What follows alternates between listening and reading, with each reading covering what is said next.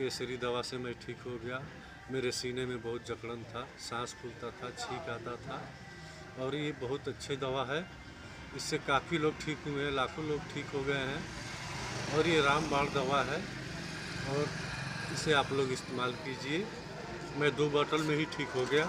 जड़ से मेरा सारा बीमारी ठीक हो गया। अब इस समय मुझे कोई दिक्कत नहीं है, बहुत अच्छा हूँ मैं। और आप लोग इसे इस्तेमाल कीजिए, हमारे डॉक्टर साहब को बढ़ावा दीजिए।